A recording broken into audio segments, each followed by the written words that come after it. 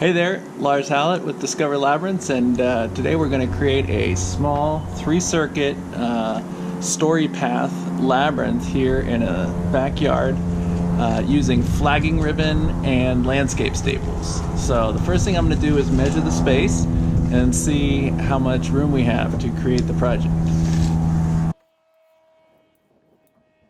So we just have 9 feet, so it's very small, but for a 3-circuit labyrinth, all we really need is 1 foot for a pathway, and that would be 3 circuits on one side, 3 circuits on the other, which would make 6 feet, and we could have a 3-foot center. So let's do that.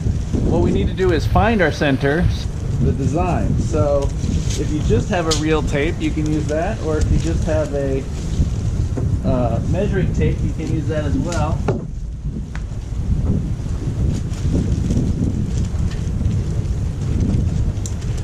So I'm going to hammer this tent stake in the center at 4.5 feet. So that'll be the center of our labyrinth, right? With a 9-foot diameter, 4.5-foot radius.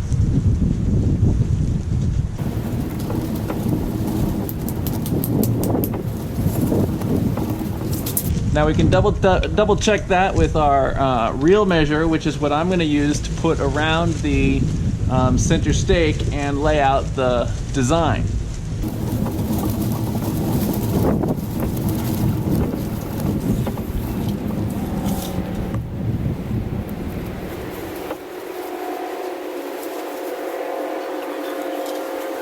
So I walked the circle to see that the labyrinth is going to fit, right? 4.5 feet, but also it's kind of tight against the little playhouse over here. So I'm going to move it over a couple inches that way to give it a little more buffer room. You can also look inside the space you're making to make sure, whatever's going to be inside your labyrinth, if there's like a tripping hazard or something that's really uneven, you may want to find to see if you can move your labyrinth into a different space.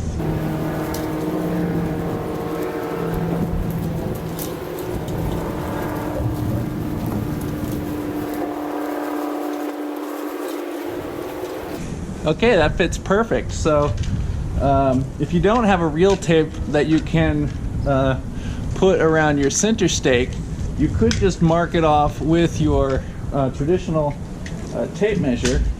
And the next thing you want to do is mark out where your 4 circles are going to be to create your 3 pathways. Or if you're doing a 5-circuit labyrinth, you'd need 6 circles. Or if you're doing a 7-circuit labyrinth, you need 8 circles. So you could use this, and our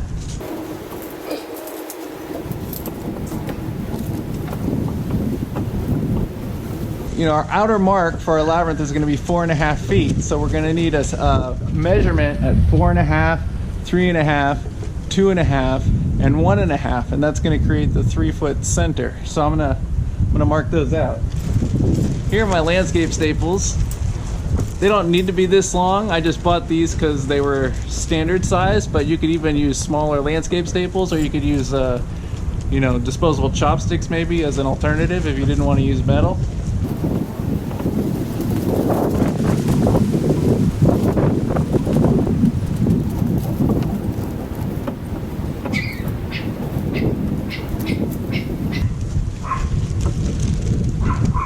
Okay, so now we have it measured out. You can double check.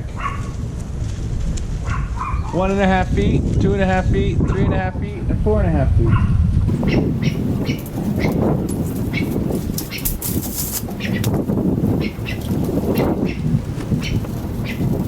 Now I'm going to tie the end of my flagging ribbon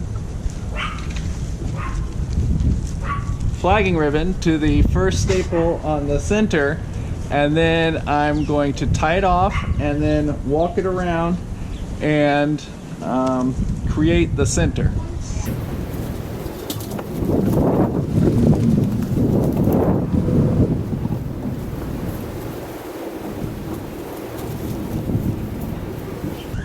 Now I'm going to go around with my staples measuring and create the circle, maintaining my radius from my center point, and putting the staples in around to create the full circle back to the start.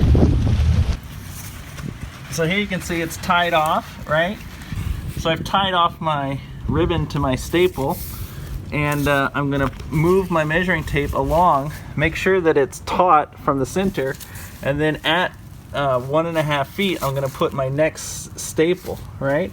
And what I'm going to do is I'm going to put this staple over the tape and then twist it sideways so it's in line with the tape, but it's not breaking the tape. It's just going over and through it like that. Okay, perfect. Now I'll just keep going around and continuing my measuring.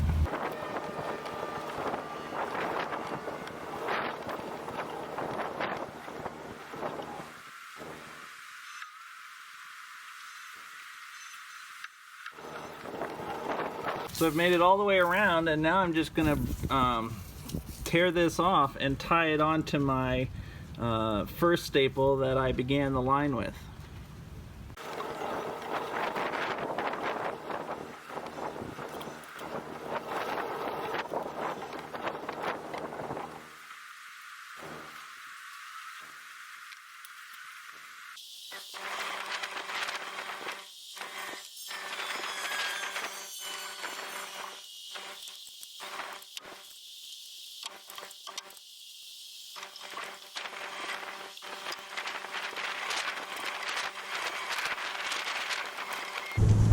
Okay, we've created our 3 circuits, 4 circles, our center, and our perimeter.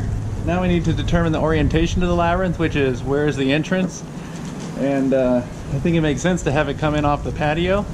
So I'm gonna take the center measure and lead that from the center point out to where the orientation is gonna be.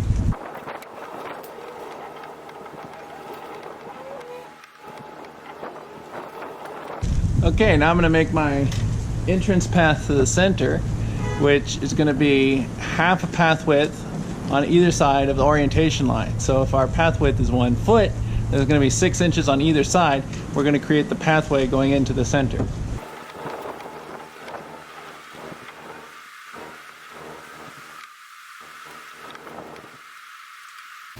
Okay, so you can see I've already torn my center to open it up, and I've attached a staple at 6 inches from the orientation line, and then down here I'm going to do the same thing. I'm going to measure over 6 inches from that orientation line, and then I'm going to put a staple and connect that line that goes all the way from the center to the perimeter, and then tie that off.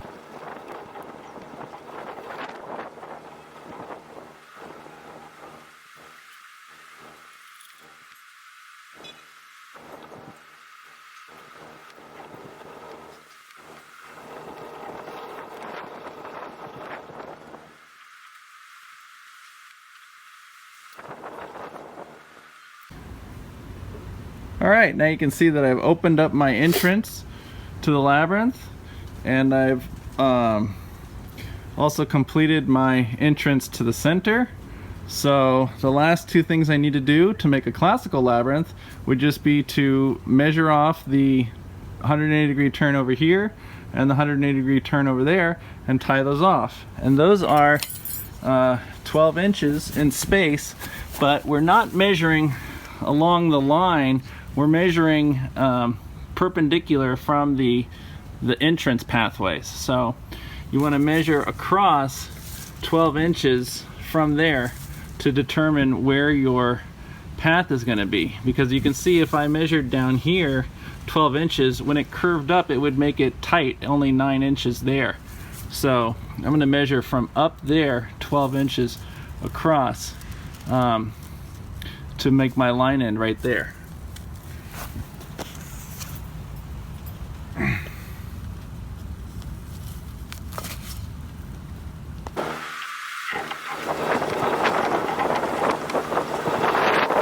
Alright, so now we have a completed left-handed 3-circuit classical labyrinth. If you wanted to make it a little bit more medieval, we could add 2 more turns on the y-axis, and we'll add those right now, and that creates the story path design, or a little 3-circuit medieval variation.